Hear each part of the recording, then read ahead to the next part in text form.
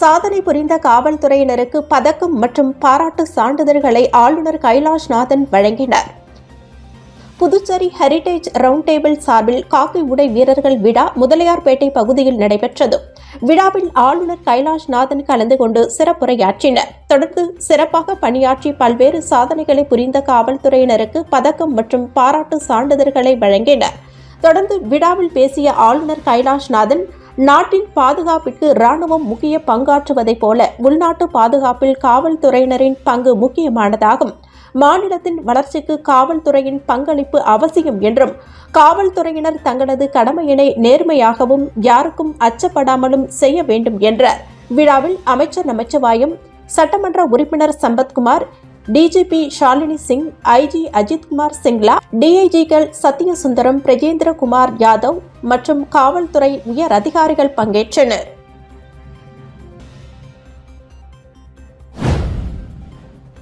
வில்லியனூர் தொகுதியில் வீட்டிற்கு ஒரு மரம் வளர்ப்போம் திட்டத்தை எதிர்க்கட்சித் தலைவர் சிவா துவக்கி வைத்தார். புதுச்சேரி அரசு அறிவியல் தொழில்நுட்பம் மற்றும் சுற்றுச்சூழல் துறை புதுச்சேரி மாசு கட்டுப்பாட்டு குழுமம் சார்பில் புதுவை புதுச்சேரி இயக்கத்தின் கீழ் தாயின் பெயரில் வீட்டிற்கு ஒரு மரக்கன்றுகள் வழங்க திட்டமிடப்பட்டுள்ளது. இதன் துவக்க விழா வில்லியனூர் தொகுதிக்கு உட்பட்ட ஒதியம்பட்டு கிராமத்தில் நடைபெற்றது. இதில் சட்டமன்ற எதிர்க்கட்சித் தலைவரும் தொகுதி சட்டமன்ற உறுப்பினருமான சிவா கலந்து கொண்டு ஒவ்வொரு வீட்டிற்கும் மரக்கன்றுகள் வழங்கும் பணியினை துவக்கி வைத்தார். இதைத் தொடர்ந்து சுற்றுச்சூழல் துறை மாசு கட்டுப்பாட்டு குழும அதிகாரிகள் வீடு வீடாக சென்று கொய்யா, மா, பலா, நாவல், எலுமிச்சை, நெல்லி உள்ளிட்ட பல்வேறு வகையான மரக்கன்றுகளை வழங்கினர். இந்த நிகழ்ச்சியில் மாசு கட்டுப்பாட்டு குழும உறுப்பினர் செயலர் ரமேஷ், சுற்றுச்சூழல் உதவி பொறியாளர் தேவநாதன், திட்ட அதிகாரிகள் பன்னீர்செல்வம், சாந்தலட்சுமி, விமல்ராஜ், தினேஷ் உள்ளிட்ட அதிகாரிகள் மற்றும் தொகுதி திமுக நிர்வாகிகள் உட்பட பலர் கலந்து கொண்டனர். மத்திய மாநில அரசுகளின் தவறான கொள்கை முடிவுகளினால் மீனவர்களின் உரிமைகள் பறிக்கப்படுவதாக அதிமுக மாநில செயலாளர் அன்பழகன் குற்றம் சாட்டியுள்ளார். புதுச்சேரி அதிமுக தலைமை அலுவலகத்தில் செய்தியாளர்களை சந்தித்த மாநில செயலாளர் அன்பழகன், புதுச்சேரியில் சுற்றுலா என்ற பெயரில் கடற்கரை மீனவ கிராம பகுதிகள் சட்டவிரோதமாக கார்ப்பரேட் நிறுவனங்களுக்கு தாரை வார்க்கப்பட்டு வருகின்றதாகவும், காங்கிரஸ் கட்சியினுடைய முன்னாள் முதலமைச்சர் தற்போதைய பாராளுமன்ற உறுப்பினர் வைத்திலிங்கம் மீனவ சமுதாய மக்களுக்கு 10% தனி ஒதுக்கீடு வழங்க வேண்டும் என்று தற்போது பேசியுள்ளனர். கடந்த 2010ஆம் ஆண்டு இதே வைத்திலிங்கம் காங்கிரஸ் கட்சியின் முதலமைச்சராக இருந்தபோது மீனவர்களுக்கு 7% தனி இட ஒதுக்கீடு வழங்க வேண்டும் என சட்டமன்றத்தில் அதிமுகவின் கோரிக்கையை ஏற்காமல் மிகவும் பிற்படுத்தப்பட்டவர்களுக்கு வழங்கப்படும் ஒதுக்கீட்டில் வெறும் 2% உள் ஒதுக்கீட்டை வழங்கினார்கள். ஆட்சி அதிகாரம் முதலமைச்சர் என்ற அந்தஸ்தில் இருந்தபோது மீனவர்களுக்கு ஏன் 10% தனி இட ஒதுக்கீட்டை வழங்க முன்வரவில்லை என்றும் கேள்வி எழுப்பினர். ஆட்சியில் இருக்கும்போது ஒரு நிலைப்பாடு, ஆட்சியில் இல்லாத போது ஒரு நிலைப்பாடா? இது ஏமாற்று செயல் அல்லவா என கூறியுள்ளார். சட்டமன்றத்தில் மீனவர் சமுதாய மக்களுடைய நலனிற்காக அதிமுகவை தவிர வேறு எந்த அரசியல் கட்சியாவது சட்டமன்றத்தில் குரல் கொடுத்துள்ளனரா என்பதை மீனவ சமுதாயத்தினர் எண்ணி பார்க்க வேண்டும் என்றார். மார்வாடி இளைஞர் சங்கம் புதுச்சேரி கிளை சார்பில் இலவச செயற்கை கைகால் பொருத்தும் 2 நாள் முகாமினை மாவட்ட ஆட்சியர் குலோத்துங்கன் துவக்கி வைத்தார். மார்வாடி இளைஞர் சங்கம் புதுச்சேரி கிளை சார்பில் 3ஆம் ஆண்டு இலவச செயற்கை கைகால் பொருத்தும் 2 நாள் சிறப்பு முகாம் பாலாஜி நகரில் உள்ள ஸ்ரீ விஜயமதி ஜெயின் பவனில் நடைபெற்றது. சங்கத்தின் தலைவர் தீப்குமார் தலைமையில் நடைபெற்ற நிகழ்ச்சியில் செயலாளர் மணீஷ், பொருளாளர் ரோஹித் ஆகியோர் முன்னிலை வகித்தனர். விழாவில் சிறப்பு விருந்தினராக மாவட்ட ஆட்சியர் குலோத்துங்கன் கலந்து கொண்டு இலவச மருத்துவ முகாமினை துவக்கி வைத்து வாழ்த்துரை வழங்கினர். இந்த முகாமில் புதுச்சேரி மற்றும் கடலூர், விழுப்புரம், திண்டிவனம் உட்பட தமிழக பகுதிகளைச் சேர்ந்த 150க்கும் மேற்பட்ட மாற்றுத்திறனாளிகள் கலந்து கொண்டு பயன்பெற்றனர். இந்த நிகழ்ச்சியில் சங்கத்தின் நிர்வாகிகள், உறுப்பினர்கள் மற்றும் மாற்றுத்திறனாளிகள் திரளாக கலந்து கொண்டனர்.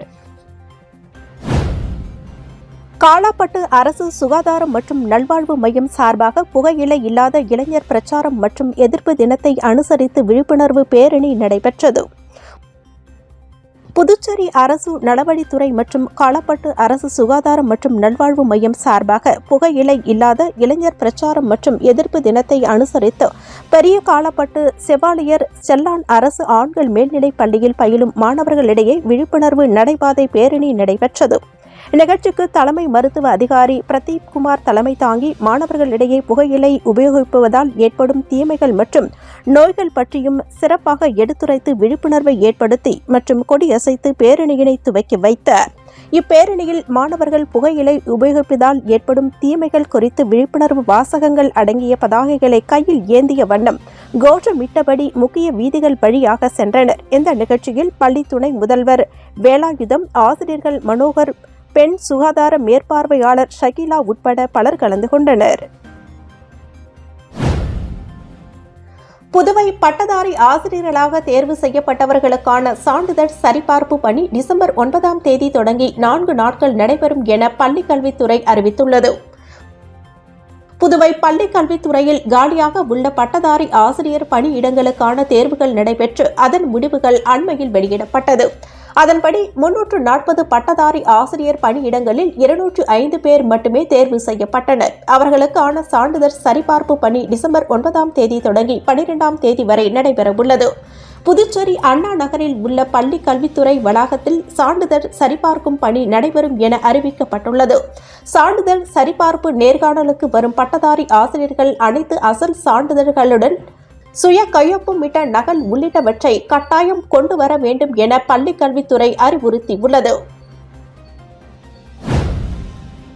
காரைக்காலில் மாவட்ட நிர்வாகம் சார்பில் நடைபெற்ற மகளிர் மாநாட்டில் மகளிருக்கான கடல்பாசி வளர்ப்பு திட்டம் உள்ளிட்ட பல்வேறு திட்டங்களை புதுச்சேரி மாநில துணைநிலை ஆளுநர் கைலாஷ்நாதன் துவக்கி வைத்தார்.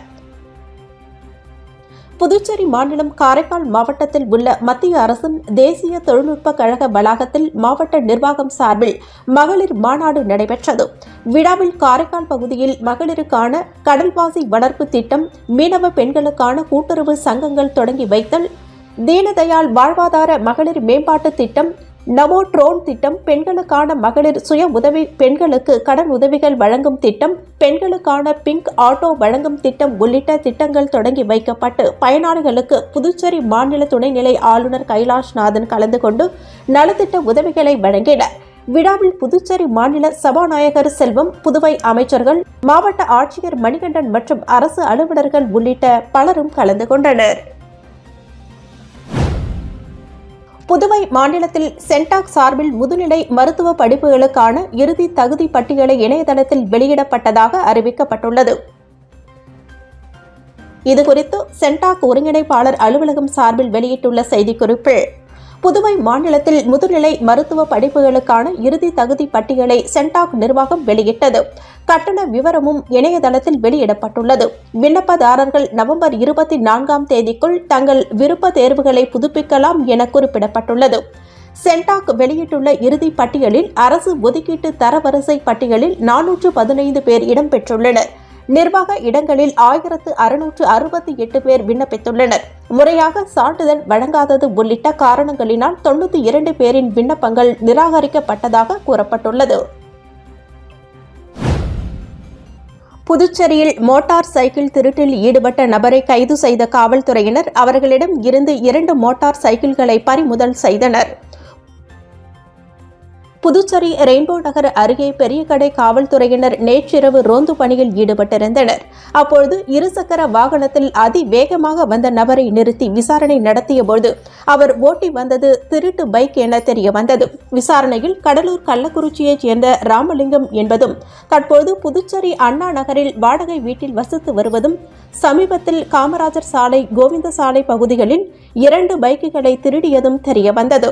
ராமலிங்கத்தை கைது செய்த காவல்துறையினர் அவர்களிடம் இருந்து 2 பைக்குகளை பறிமுதல் செய்தனர். அவரை நீதிமன்றத்தில் ஆஜர்படுத்தி காலப்பட்டு மத்திய சிறையில் அடைத்தனர். புதுச்சேரி மத்திய பல்கலைக்கழகத்தில் நடைபெற்று வரும் ஞான கும்பமேளா மாநாட்டினை துணைநிலை ஆளுநர் கைலாஷ்நாதன் கலந்து கொண்டு துவக்கி வைத்தார். புதுச்சேரி பல்கலைக்கழகம் மற்றும் அகில இந்திய தொழில்நுட்ப கல்வி குழுமம் ஞான கும்ப மேளா என்ற பெயரில் 3வது நாள் தேசிய கல்வி மாநாடு புதுச்சேரி பல்கலைக்கழக கலாச்சார மற்றும் மாநாடு மையத்தில் நேற்று மாலை தொடங்கி நடைபெற்று வருகிறது.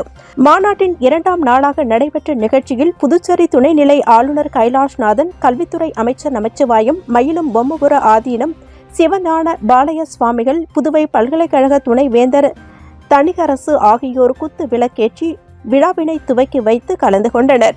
மாநாட்டில் பேசிய தலைவர்கள், அறிஞர்கள், கல்வியாளர்கள், மாணவர்கள் கலந்து கொண்டு இந்திய அறிவு முறைகள், பன்னாடு குறித்தும் இந்திய கல்வி முறைகள் குறித்தும் பல்வேறு கோணங்களில் ஆய்வுரை நிகழ்த்த உள்ளனர். தாய்மொழி கல்விக் கொள்கையின் மூலம் ஏற்படும் அறிவு வளர்ச்சி பற்றிய கருத்துரைகளும், கற்றலின் மாற்றத்தை ஊக்குவிக்கும் வகையிலான கலந்துரையாடல்களும் நடைபெறவுள்ளன. வீராம்பட்டினம் ஸ்ரீ செங்கடு நீரம்மன் கோவிலுக்கு சொந்தமான ரூபாய் 100 கோடி மதிப்பிலான இடம் மீட்கப்பட்டது. புதுச்சேரி அரியங்குப்பம் தொகுதிக்கு உட்பட்ட வீராம்பட்டினம் பகுதியில் பழமை வாய்ந்த ஸ்ரீ செங்கடு நீரம்மன் ஆலயம் அமைந்துள்ளது. இந்த தேவஸ்தானத்திற்கு முதலியார்பேட்டை வேல்ராம்பட்டில் 11.5 ஏக்கர் நிலம் உள்ளது. இந்த நிலம் குத்தகை அடிப்படையில் தனியாரால் கடந்த 40 ஆண்டுகளாக ஆக்கிரமிப்பு செய்யப்பட்டிருந்தது. நீதிமன்ற உத்தரவின்படி ஆக்கிரமிப்பு செய்யப்பட்டிருந்த நிலத்தை மீட்கும் நடவடிக்கை நடைபெற்றது. அரியங்குப்பம் சட்டமன்ற உறுப்பினர் பாஸ்கர், வருவாய்த்துறை வட்டாட்சியர் பிருத்திவிராஜ், கோவில் தனி அதிகாரி சுரேஷ், வீராம்பட்டினம் மக்கள் குழு அமைப்பினர் முன்னிலையில் கோவில் நிலம் மீட்கப்பட்டு சீல் வைக்கப்பட்டது. மீட்கப்பட்ட கோவில் நிலத்தில் தற்போதைய மதிப்பு சுமார் 100 கோடி இருக்கும் என கூறப்பட்டுள்ளது.